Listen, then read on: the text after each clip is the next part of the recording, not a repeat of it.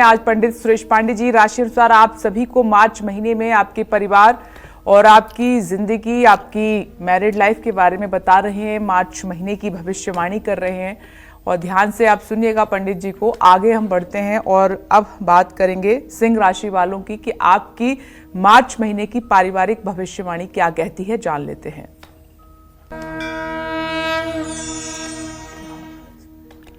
देखिए,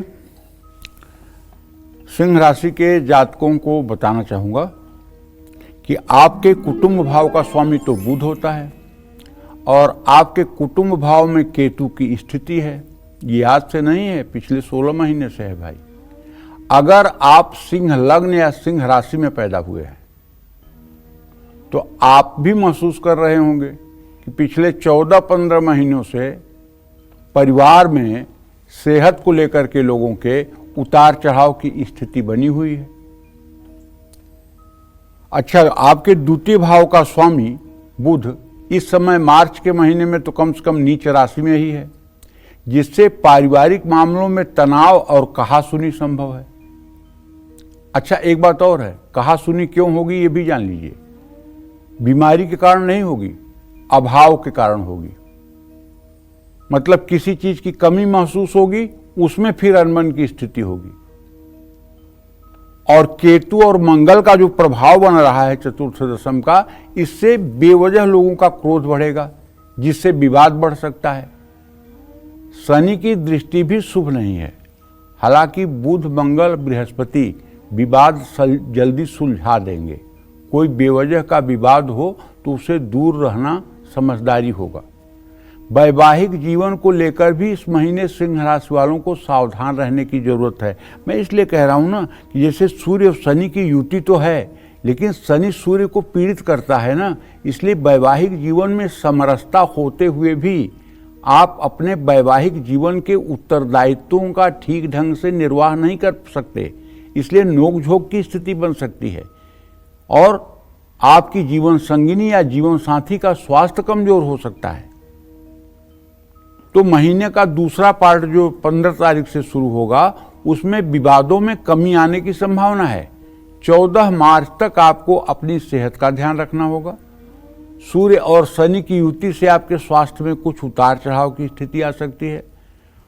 और अगर आपको माइग्रेन की प्रॉब्लम है या बुखार बार बार आता है, तो इन समस्याओं से आप पार पाने के लिए उपाय करिए।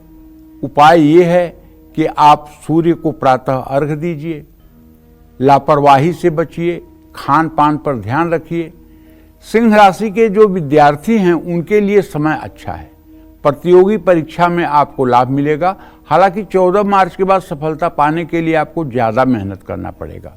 और एक बात मैं कहना चाहूँगा आपको कि अगर आप संपूर्ण परिवार के मुखिया हैं और आपकी कन्या राशि है, तो एक बात ध्यान रखिएगा, मुखिया मुखसो चाहिए, खान पान कहु एक, पालहि पोसहि सकल अंग, तुलसी सहित विवेक।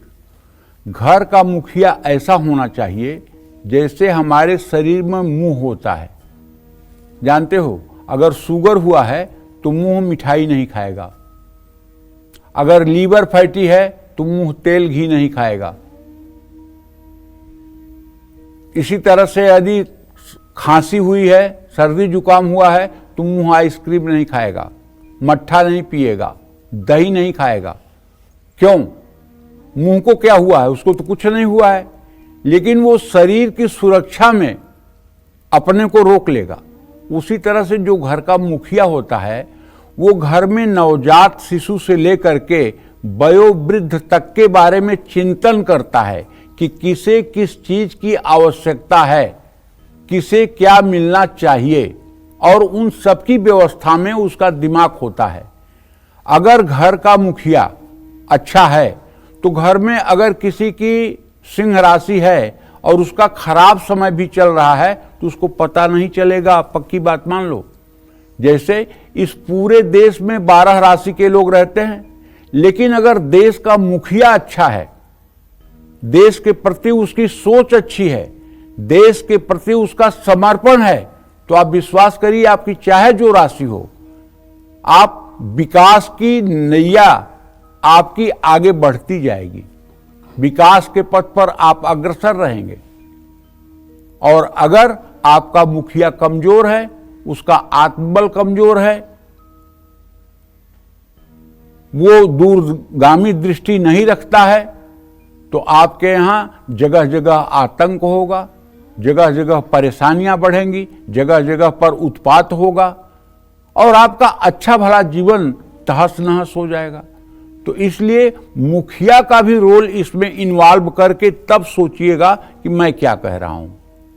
घर का जो मुखिया है ना, उसकी जन्म कुंडली, घर का जो मुखिया है, जो घर का नायक है, उसकी कुंडली पूरे परिवार को प्रभावित करती है। जय मां विंध्यवासिनी।